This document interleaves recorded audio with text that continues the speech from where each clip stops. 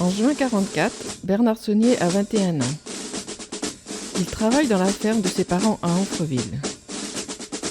Le 6 juin 1944, sa vie bascule avec l'arrivée des commandos.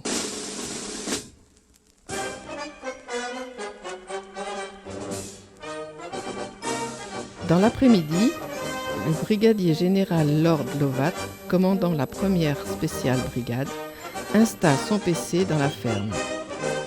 La petite exploitation familiale entre dans l'histoire et devient la ferme des commandos.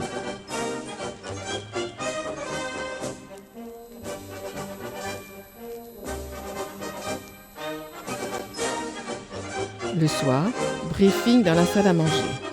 Bernard sert le whisky écossais à Lord Lovat. En 75 ans, le décor n'a pas changé.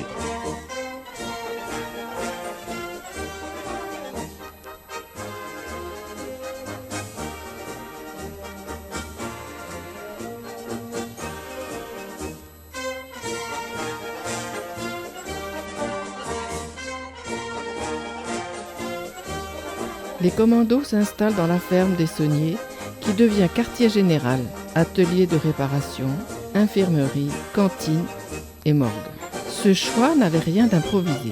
Le village d'Amfreville avait été repéré pour sa situation et les possibilités de pompage d'eau pour plus de 1000 soldats.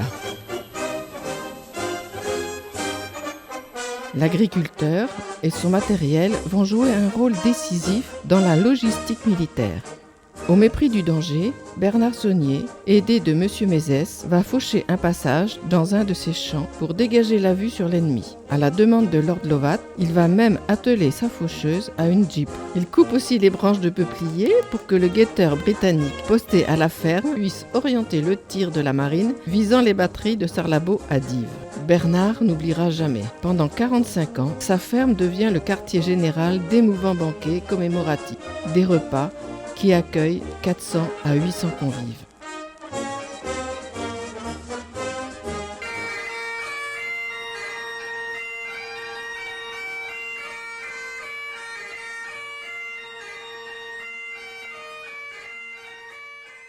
Du simple soldat au plus haut gradé, tous les Britanniques sont ses amis. Figures illustres, sans grade, sont les invités de Bernard et de Suzanne Saunier. Un moment fort d'amitié franco-britannique et une prouesse d'intendance due à la motivation de professionnels et bénévoles locaux mettent la main à la pâte. Toute une équipe amfrevillaise venait constituer la brigade au fourneau. Suzanne Saunier élevait des poules, canards et lapins qu'elle réservait en nombre pour l'occasion.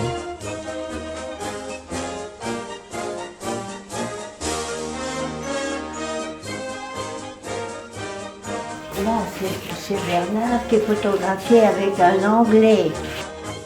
C'est John Fils qui a fait ces photos pour l'église de Douville. C'est lui qui a pris ces photos-là. Durant toutes ces années, toutes les grandes figures du D-Day sont restées fidèles au rendez-vous de Bernard. Bill Millin, l'illustre Piper,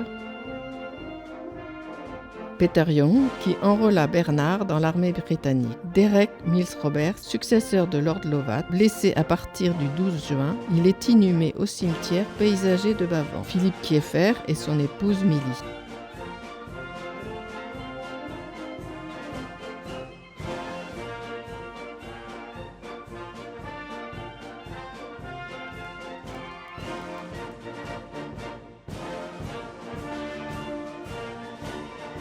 Ces images d'amitié, après la guerre, ne doivent pas faire oublier qu'Amfreville et ses environs furent le théâtre de sanglants combats.